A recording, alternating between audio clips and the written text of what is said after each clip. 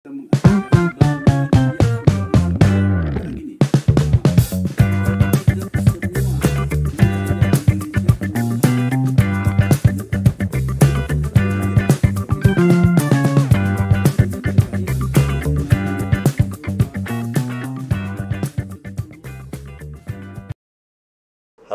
selamat datang sahabat Akar di podcast Tanah Hukum dan Perlawanan, yang dimana di episode kali ini kita akan mengupas tema yang sangat jarang dibicarakan, yang padahal sangat memiliki keterkaitan yang cukup erat, yaitu agraria dan kependudukan. Dan ketika kita bicara soal lahan konflik, kemudian pengusuran tanah atau krisis pangan, kita sering lupa bahwa ada salah satu variabel yang cukup penting, bahwasannya jumlah dan distribusi penduduk di Indonesia itu di sisi lain BKKBN selama ini dikenal lewat slogan 2 anak cukup. Nah, tapi kerja-kerja mereka ini bukan cuma hanya itu, tapi mencakup perencanaan wilayah, kemudian ada pembangunan keluarga, kemudian ada bahkan mitigasi bencana sosial karena kepadatan penduduk. Nah, pada hari ini bagaimana sih kita akan membahas sebetulnya relasi antara tanah, penduduk, dan pembangunan berkelanjutan, dan apa dampaknya kalau lahan menyempit tapi jumlah penduduk dan keluarga itu terus tumbuh, dan bagaimana negara menyikapi hal ini. Dan pada hari ini kita akan ngobrol yang santai namun cukup tajam dengan narasumber Bapak Zamhari SHMH.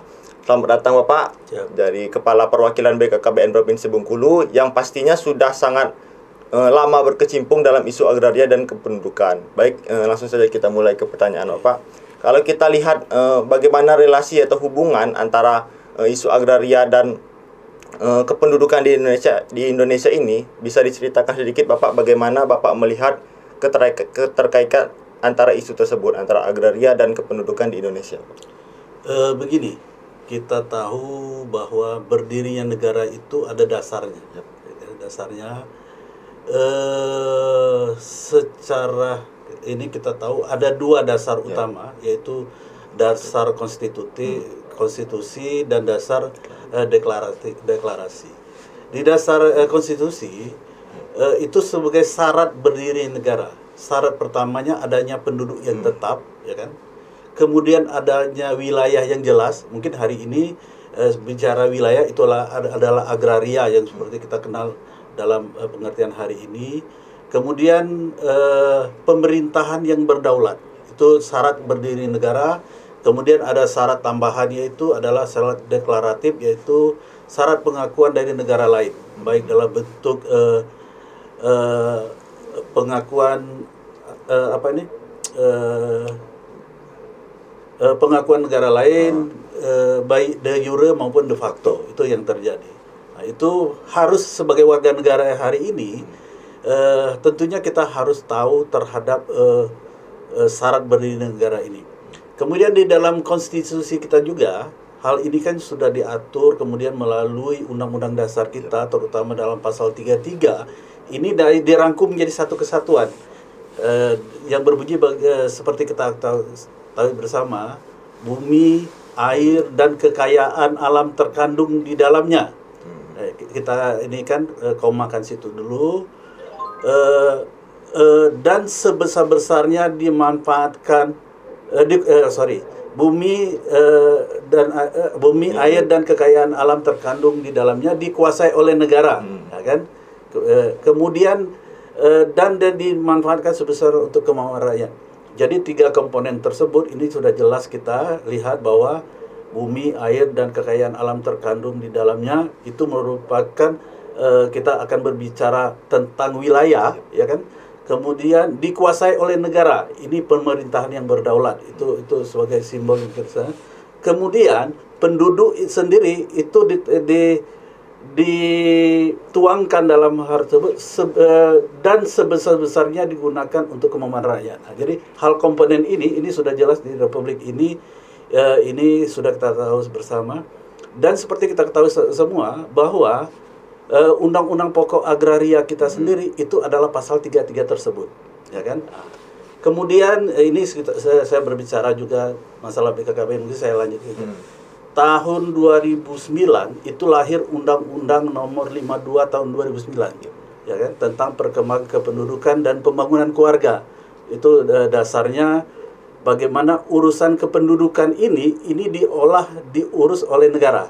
Diurus oleh negara, oleh pemerintah, dibentuklah lembaga negara yang saat itu bernama BKKBN yang sering kita kenal, dan hari ini sudah bertransformasi namanya menjadi Kementerian Kependudukan dan Pembangunan Keluarga sesuai dengan Undang-Undang 52 tersebut. Nah, jadi hari ini sudah bertransformasi menjadi Undang-Undang Kependudukan dan Pembangunan Keluarga. Jadi hari ini pemerintah ini sudah benar-benar hadir mengurus spesifik masalah kependudukan ini, karena sudah ada kementeriannya yang mengurus tentang kependudukan ini sekaligus pembangunan keluarga. Nah, ini hari ini mungkin ini topik yang sangat seksi kita bahas, karena kebanyakan kita tidak memisahkan antar tiga komponen tersebut, penduduk, wilayah, dan pemerintahan ini. Sedangkan tiga komponen ini kan merupakan dasar berdirian negara Republik Indonesia ini. Mungkin kurang lebih seperti itu. Oke, tapi kalau kita lihat di kerja-kerja BKKBN, Pak, untuk isu tata ruang terus ketersediaan lahan itu menjadi perhatian ya? Ya, jadi gini, hari ini melalui melalui undang-undang tersebut lahir lagi itu tahun 2014 melalui Perpres 153 tentang Grand Design Pembangunan Kependudukan. Ini menjadi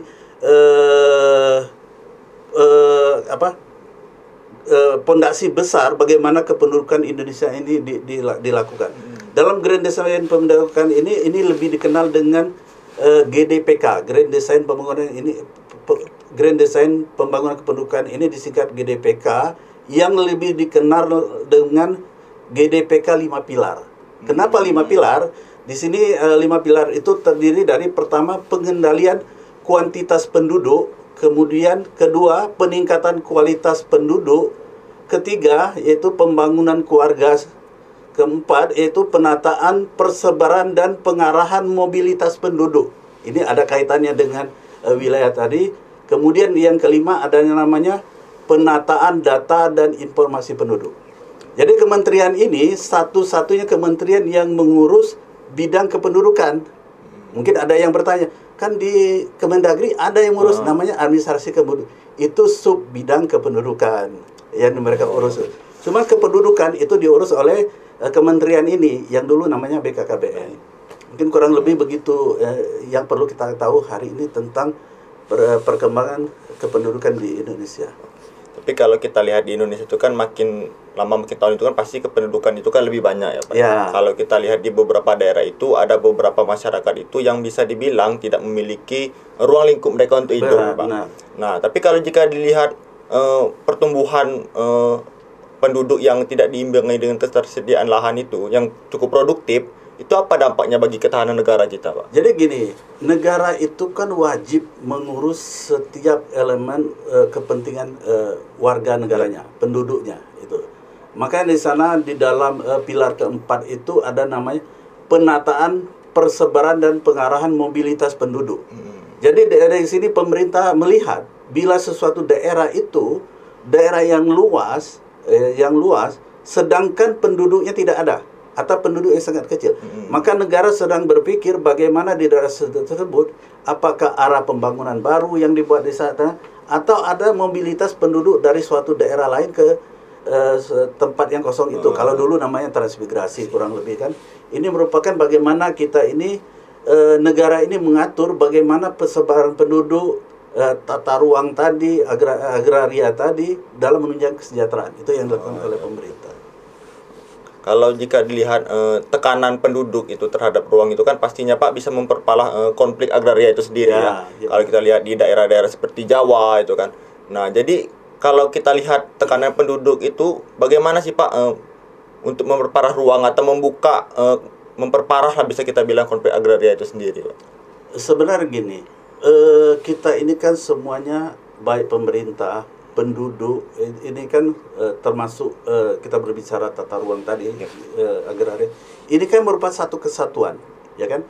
Bagaimana hal hari ini yang kita sebut dengan perbedaan ini, jadi negara kita ini sangat kita kenal banyak-banyak perbedaan.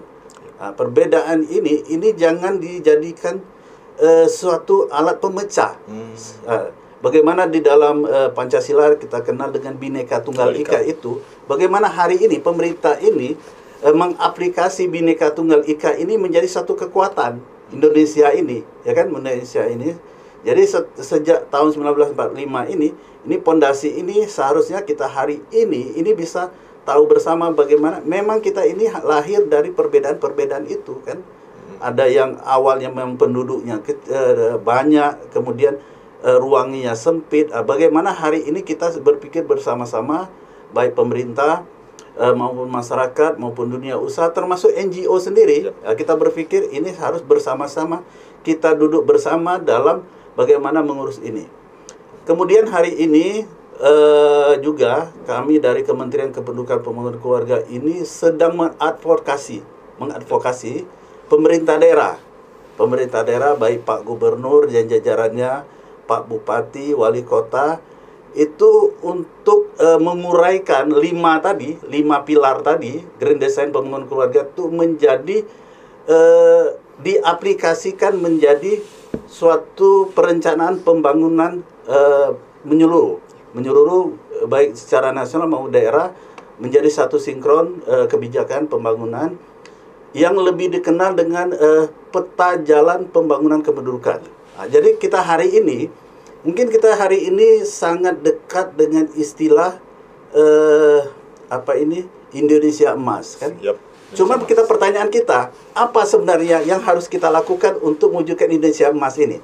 Makanya dari peta-peta jalan ini tadi, misalnya dari pilar pertama pengendalian kualitas penduduk itu ada muncul 3 indikator yang harus dilakukan oleh pemerintah daerah. Dalam perencanaan daerah itu harus ada 3 indikator yang harus termuat. Kemudian dalam peningkatan kualitas penduduk juga begitu. Itu sangat banyak indikator, sejumlah kurang lebih 17 indikator itu harus dimuatkan di daerah sehingga permasalahan peningkatan kualitas penduduk ini bisa teratasi. Kemudian di indikator pembangunan keluarga begitu juga. Jadi kita tahu struktur terkecil tata negara kita keluarga. Di sini juga ada 7 indikator yang harus kita terapkan sehingga kita bisa permasalahan kependudukan ini menjadi permasalahan bisa terselesaikan. Kemudian juga dalam pilar keempat juga begitu. Ada 2 indikator yang dibuat oleh pemerintah sehingga di daerah itu terarah pembangunannya. Kemudian juga pada indikator kelima terhadap penataan data dan informasi ada 4 indikator juga, termasuk administrasi kependudukan seperti Admindo, perkawinan dan sebagainya. Data-data ini memang hari ini harus diperkuat dalam rangka perencanaan pembangunan sehingga cita-cita negara untuk memakmurkan kesejahteraan rakyat, kemudian pasal 33 tadi ini hari ini memang harus dikawal bersama, termasuk juga teman-teman dari media, NGO, dunia usaha juga, pemerintah pusat, kita saling bersama-sama mengkawal ini. Alhamdulillah terkhusus kita di Provinsi Bengkulu 10 kabupaten kota bersama provinsi 30 indikator ini sudah tertuang dalam perencanaan pembangunan di Provinsi Bengkulu tahun 2025 sampai 2029 ini ke depan. Insya Allah kalau ini memang konsisten, kita sudah punya roadmap-nya lah, roadmap peta jalan untuk bagaimana kita mewujudkan pembangunan kependudukan seperti yang kita harapkan ini. Jadi gini, ini juga perlu kita tahu kenapa kependudukan ini perlu diurus. Pertama, penduduk ini merupakan objek kita dalam pembangunan, ya kan? Kedua, dia juga ada subjek. Jadi kedua-dua ini memang benar-benar harus diurus. Sehingga penduduk ini juga sekaligus sebagai objek dan penduduk ini juga harus sebagai subjek dalam pembangunan. Hari ini itu yang kita lakukan advokasi bersama di Provinsi Bengkulu khususnya dan seluruh Indonesia kita lakukan itu. Karena kita pada bulan kemarin kita sudah mengadvokasi pemerintah daerah berdasarkan regional. Ada regional Sumatera, regional Pulau Jawa, Pulau Kalimantan, Sulawesi sampai ke Papua. Kita sudah membuat satu grand design bersama bagaimana mewujudkan Indonesia Emas ini ke depan. Itu yang kita harapkan. Tapi kan kalau kita lihat Itu kan tadi kan ada pendataan kependudukan kan. Oke. Pastinya bakal ada keluarga-keluarga baru yang nantinya Oke. bakal membentuk lah di Indonesia ini. Pastinya akan bertambah itu kan Pak. Kalau jika kita lihat banyak keluarga muda itu tidak punya akses terhadap tanah untuk tempat tinggal, terus untuk masalah pangan mereka. Kalau untuk melihat masalah tersebut, bagaimana Bapak melihat itu sebagai masalah yang struktural? Jadi gini, hari ini makanya kita membuat perencanaan ini dengan data dan sebagainya ini, kan bisa dilihat suatu daerah. Misalnya penduduknya berkembangnya sangat pesat. Sangat pesat. Sehingga kita harus memperhatikan, berarti 10 tahun ke depan dengan umur sekian atau 20 tahun sekian, pemerintah daerah tersebut sudah harus menyiapkan lapangan kerja, lapangan pendidikan, lapangan usaha. Contohnya untuk pertanian, kalau memang basis masyarakat kita pertanian, kita hari ini sudah berpikir bagaimana menyiapkan lahan pertanian untuk mendukung kebutuhan masyarakat minimal masyarakat setempat. Itu untuk ke depan itu. Hari ini sedang kita rancang bersama, baik dari pemerintah pusat, pemerintah daerah, dan alhamdulillah hari ini pemerintah daerah ini sudah sangat antusias untuk melakukan ini, sehingga insya Allah Indonesia ke depan seperti yang kita cita-citakan, Indonesia Emas 2045, pada 100 tahun Indonesia merdeka ini dapat kita wujudkan, sehingga Indonesia ini benar-benar bisa kompetitif baik secara ilmu, teknologi, kemudian permasalahan ekonomi, kita akan siap bersaing dengan dunia-dunia di luar. Itu yang kita harapkan. Oh, berarti program-program BKKBN ini cukup responsif ya Pak terhadap krisis agraria, terus perampasan ruang hidup ya Pak? Kita sangat responsif, cuma hari ini kan kita ini perlu tahu, mengurus negara ini tidak bisa kita sendiri. Tidak bisa pemerintah sendiri. Hari ini kami wakil dari pemerintah pusat, tidak bisa pemerintah pusat sendiri. Jadi harus hadir bersama mengurus ini, pemerintah pusat, pemerintah daerah, dunia usaha kan, NGO, dunia pendidikan, media. Mari kita bergabung bersama. Karena ini tanggung jawab negara ini bukan tanggung jawab hanya pemerintah saja, tidak. Ini harus kita sadari hari ini bersama-sama kita, bagaimana tanggung jawab terkhusus seperti kasus agraria ini, mari kita duduk bersama. Karena kan tujuan kita satu, bagaimana memakmurkan rakyat Indonesia, bagaimana mencerdaskan rakyat Indonesia, kan begitu. Kalau saya tuh pernah dengar Pak, di konsep BKKBN itu ada pembangunan keluarga sejahtera, itu betul ya Pak? Nah, kalau kita melihat dari konsep pembangunan keluarga bersejahtera itu, apakah hal itu tuh cukup inklusif terhadap keluarga petani yang memang membutuhkan ruang ruang agraria untuk mereka hidup, kemudian ada nelayan, dan ada lagi yang cukup dibahas yaitu masyarakat adat yang sedang kehilangan ruang hidupnya Pak? Jadi gini, sehari-hari ini kalau kita berbicara keluarga berencana, ya kan? Jadi yang direncanakan ini bukan hanya keluarga kita semua. Jadi keluarga Indonesia ini semua sudah harus bagaimana merencanakan siklus kehidupan mereka ini, ya kan, siklus kehidupan. Kalau lebih ini siklus kependudukan ini sudah harus kita pikir bersama gitu. Bagaimana baik dari sebelum pernikahan, setelah memiliki anak, balita dan sebagainya, termasuk kasus stunting. Hari ini terkait dengan agraria, khususnya agraria dalam arti sempit ya, pertanahan. Hari ini kita sangat membutuhkan pertahanan ini dalam rangka kita bagaimana mencukupi kebutuhan konsumsi nutrisi, ya kan, mulai dari beras, sayur mayur, perikanan. Ini yang kita lakukan hari ini. Makanya kita mengadvokasi juga bagaimana memanfaatkan lahan-lahan ini bersama-sama pemerintah daerah, TNI, Polri, kita bersama-sama bagaimana kebutuhan-kebutuhan seperti ini, lahan dan sebagainya ini harus terjawab gitu kan, terjawab.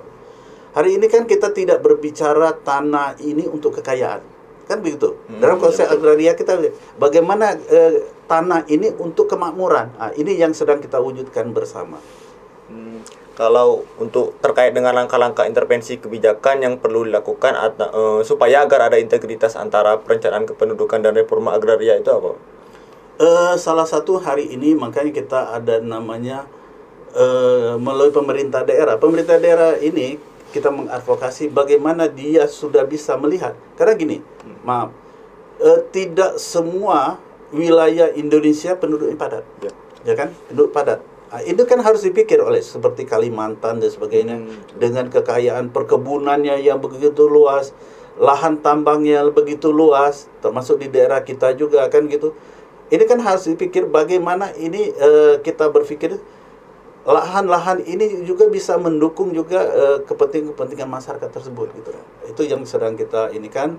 Makanya hari ini melalui perencanaan pembangunan di daerah ini kita hadir bersama-sama kan, bersama-sama, sehingga saya yakin kalau permasalahan ini diurus bersama, ya kan, kita tahu juga NGO sekarang kan ikut sertakan juga dalam perencanaan pembangunan, media massa juga begitu, tokoh masyarakat juga begitu. Saya yakin kalau ini dilakukan bersama-sama, saya yakin Indonesia ini, kita semua ini permasalahan seperti yang dihadapi oleh masyarakat kita ini bisa kita selesaikan bersama. Kalau kita lihat pastinya kan Pak ada sinergi ideal antara lembaga negara, antara masing-masing lembaga negara ya Pak, seperti BKKBN, kemudian ada ATR BPN, terus ada Kementerian Pertanian, kemudian Kementerian Desa dalam merancang wilayah yang adil bagi manusia dan lingkungan. Itu seperti apa Pak sinergi antar lembaga negara tersebut? Jadi gini, kalau kita berbicara adil dalam ukuran apa kan gitu? Ya, betul. Nah, adil. Kalau kita berbicara kecukupan, itu yang harus kita pikir hari ini, ya kan? Bagaimana kita bisa mencukupi kebutuhan kita ini, baik dari segi kesehatan, pendidikan, kemudian tenaga kerja, termasuk lingkungan, kesehatan. Ini yang melalui perencanaan seperti ini yang kita lakukan bersama hari ini. Insya Allah, karena ini kan satu-satunya kementerian yang mengurus kependudukan. Jadi semua kementerian lain mau tidak mau ini harus ikut serta di dalam ini, karena gini, presiden hari ini yang punya visi misi itu hanya satu, Pak Presiden, ya kan? Kalau di daerah muncul visi misi, dia harus mensesuaikan visi misi Pak Presiden hari ini. Juga Pak Menteri, dia tidak punya, dia menyesuaikan visi misi. Kita semua ini adalah pelaksana tugas dari negara, dari kepala negara kita Pak Presiden, sehingga ini yang harus kita bersama-sama lakukan. Oke. Mungkin ini tadi kan Bapak sudah banyak menjelaskan soal bagaimana keterkaitan antara isu agraria dan kependudukan. Kalau bisa Bapak menyampaikan salah satu pesan yang sangat-sangat penting untuk generasi muda, yaitu tentang masa depan tanah dan manusia di Indonesia, apa yang ingin Bapak sampaikan? Jadi gini, hari ini yang namanya keluarga berencana itu bukan hanya kita berbicara alat kontrasepsi. Itu hanya bagian kecil dari ini, keluarga berencana. Hari ini kita ini sudah diajarkan bagaimana kita pasangan calon suami, calon istri itu sudah diajarkan bagaimana merencanakan suatu kehidupan. Di saat mereka memiliki anak kecil di bawah baduta istilah kita, itu mereka sudah punya perencanaan bagaimana mereka menghidupkan anak, membesarkan anak.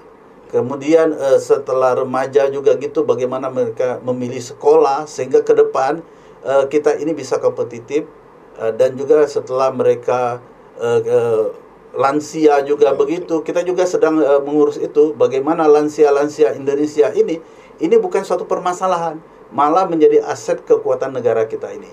Makanya hari ini kita ada program bagaimana seseorang sebelum menentukan akan menikah dan menikah ini, dia harus tahu dulu standar umurnya kan, kesanggupan baik secara ekonomi maupun kesehatan. Kalau kita mengenal sekarang itu ada 21 tahun untuk perempuan, kemudian 25 tahun untuk laki-laki. Ini adalah suatu bagaimana kita ingin kematangan dalam arti kematangan kesehatan, kematangan mental. Sehingga permasalahan-permasalahan kalau penduduk kita sudah matang, dia sudah bisa berpikir jernih dengan sumber daya Indonesia hari ini.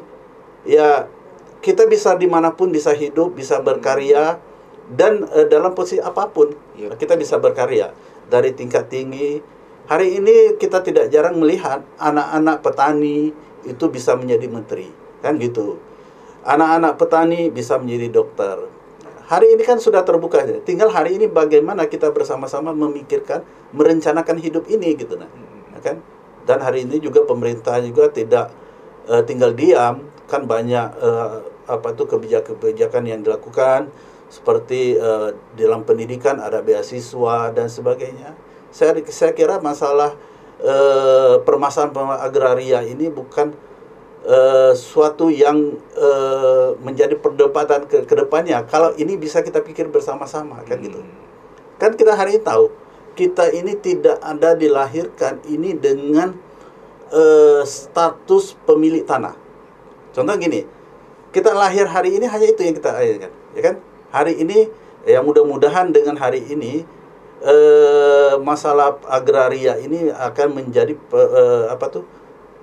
tidak lain adalah kebutuhan ekonomi. Sebenarnya kayak itu. Apakah kebutuhan ekonomi kita ini hanya di bidang pertanian? Saya rasa tidak. Apakah permasalahan-permasalahan seperti ini, makanya hari ini kita muncul kebijakan dari pemerintah seperti ada rumah susun dan sebagainya. Ini kan adalah salah satu bagaimana pemerintah ini memikirkan misalnya kebutuhan perumahan. Kemudian ada satu lagi hari ini kita berpikir dengan ledakan penduduk, akibat-akibat yang akan dimunculkan apa? Ini hari ini kita dengan kemampuan pengetahuan, kedewasaan kita sudah berpikir. Mungkin orang tidak pernah menyadari dengan lahirnya banyak penduduk itu salah satu dampak yang sangat kecil itu adalah sampah. Ya, hari ini dengan kejadian seperti itu menjadi permasalahan luar biasa. Kan gitu. Karena apa? Kita tidak merencanakan. Kita tidak tahu bahwa setiap manusia ini pasti akan melahirkan memunculkan sampah. Nah, itu salah satu indikator. Makanya dalam perencanaan pembangunan di daerah berdasarkan data administrasi, kemudian data kelahiran, perkembangan penduduk, seperti ini sudah kita kaji, termasuk luas lahan, kebutuhan luas lahan juga kita kaji, sehingga nanti pemerintah ini akan berpikir bagaimana menciptakan misalnya lapangan pertanian, lapangan kerja, kemudian seperti itu kurang lebih. Kan ada salah satu slogan Indonesia Emas. Ya. Nah, kalau Bapak melihat itu, apa harapan Bapak terhadap arah kebijakan dalam isu agraria dan kependudukan untuk mencapai Indonesia Emas itu, Pak? Jadi begini, perlu kita tahu, tahun 2045 itu adalah 100 tahun kemerdekaan Republik Indonesia. Jadi kita hari ini sedang merencanakan bagaimana di umur 100 tahun ini rakyat Indonesia ini sudah kompetitif, bersaing setingkat negara-negara maju hari ini. Karena kita tahu penduduk Indonesia ini 4 besar dunia, ya kan? 4 besar dunia. Cuma pertanyaan kita hari ini, apakah kemampuan kompetitif kita sudah masuk dalam urutan 4 besar dunia? Oh, iya, betul. Saya rasa belum, ya kan? Contoh aja, salah satu data kita bahwa kita ini adalah konsumen kendaraan bermotor yang besar di Indonesia. Pertanyaan kita, berapa orang Indonesia yang menjadi juara motor? Nah, kan gitu. Itu sederhana aja kita berpikir. Karena memang kita tidak berencana bagaimana sesuatu yang ada ini dimanfaatkan untuk sesuatu yang menjadi lebih bermanfaat atau dalam bentuk prestasi itu. Dan perlu kita tahu yang namanya Indonesia Emas ini kita berharap kalau ini selalu yang namanya emas itu adalah nomor 1. Nah, kita berharap ke depan orang-orang Indonesia ini adalah orang-orang nomor 1, orang-orang terbaik. Nah, itu yang menjadi cita-cita dalam 100 tahun Indonesia merdeka itu. Cuma tidak berhenti di situ saja. Itu start awalnya. Berarti setelah itu kita akan lebih maju lagi harapan kita. Bukan berarti tahun 2045 itu titik akhir, tidak. Itu titik startnya kita. Jadi pada saat itu permasalahan-permasalahan kita ini, kita sudah merencanakan Indonesia ini ke depan itu jauh ke depannya gitu. Itu harapan kita. Mungkin itu pertanyaan terakhir. Terima kasih juga Bapak yang sudah memberikan kami banyak ilmu yang sangat-sangat bermanfaat ini. Yang pastinya isu ini kan jarang sekali dibicarakan. Tapi hari ini pastinya pertanyaan-pertanyaan tadi bakal bermanfaat untuk Indonesia Emas itu tadi yang kita bicarakan tadi. Dan juga terima kasih untuk seluruh teman-teman yang sudah menonton episode ini. Dan semoga percakapan kita hari ini membuka mata kita semua bahwa urusan tanah kemudian itu bukan cuma urusan petani atau negara, tapi soal keberlangsungan hidup semua orang ya Pak ya. Kita tidak bisa bicara pembangunan keluarga tanpa memastikan setiap keluarga itu punya ruang untuk hidup dan juga untuk aman dan berkelanjutan pastinya. Sampai jumpa di episode selanjutnya di podcast Tanah Hukum dan Perlawanan. Salam solidaritas. Terima kasih.